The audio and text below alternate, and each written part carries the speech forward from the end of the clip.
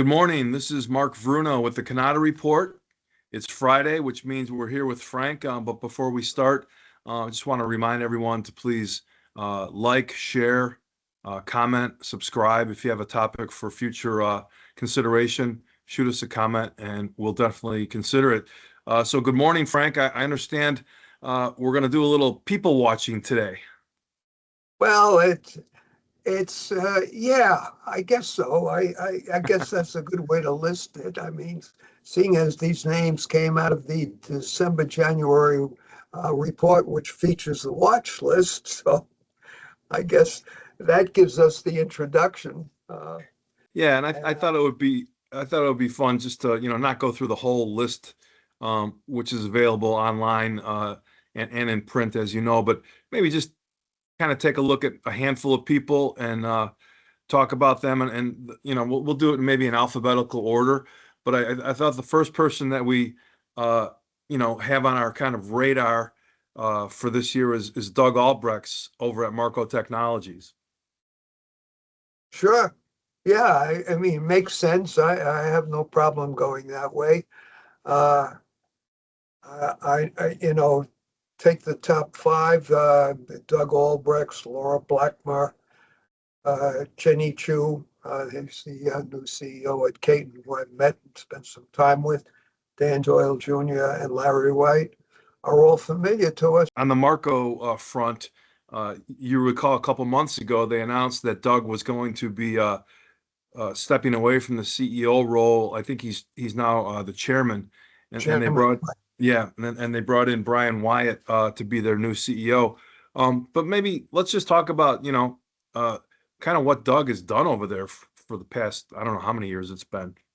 Well, Doug, wherever he's been, of course, I first met him when he became president at Sharp.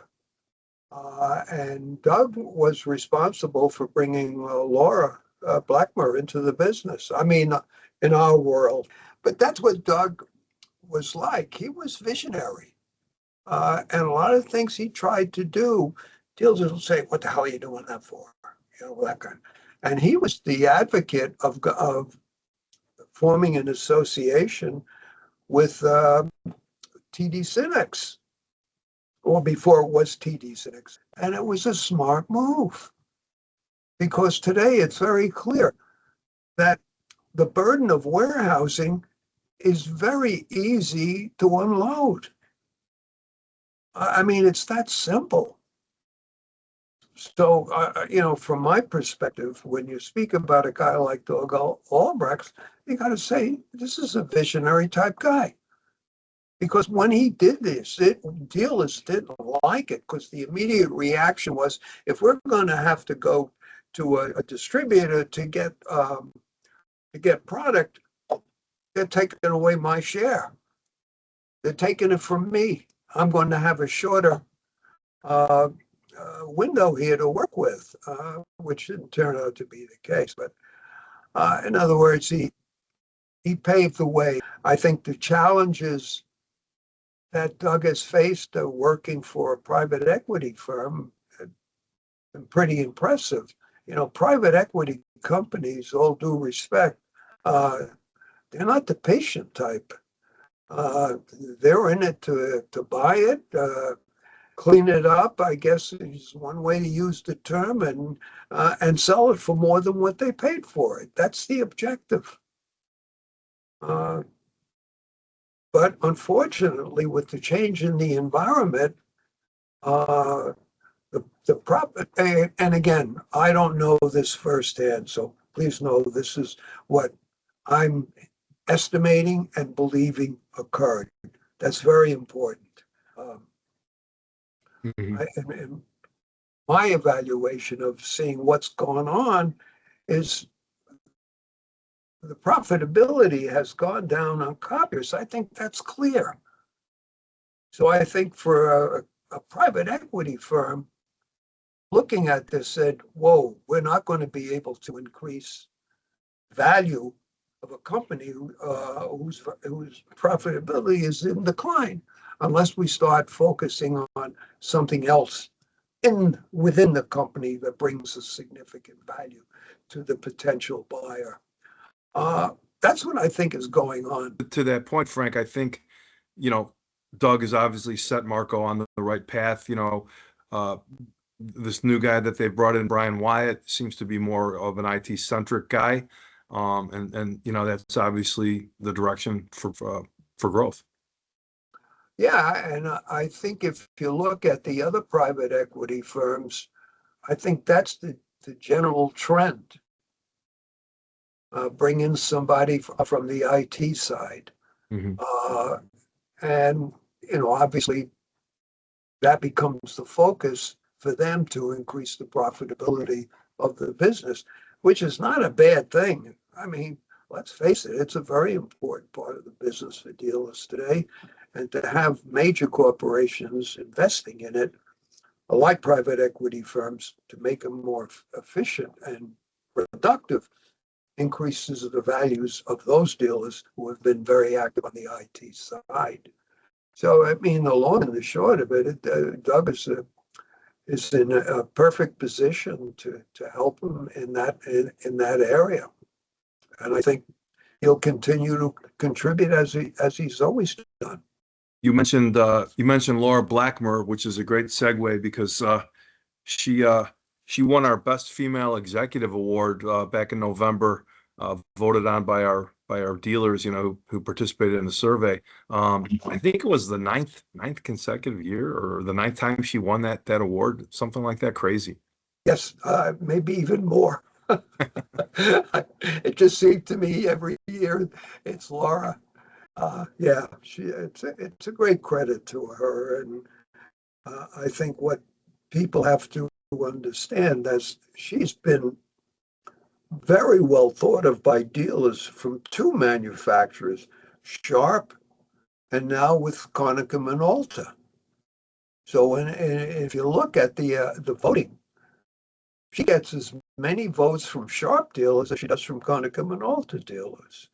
And dealers don't vote for somebody that's not in their, so to speak, in their company area, without showing that what they're doing is showing a lot of respect to Laura. And that speaks for itself. Yeah, I know CJ was just down in Palm Beach recently with Laura and the Konica Minolta people for their high velocity dealer event, and I believe they rolled out some kind of enhancements to the performance program. So we'll be listening and seeing how that works out.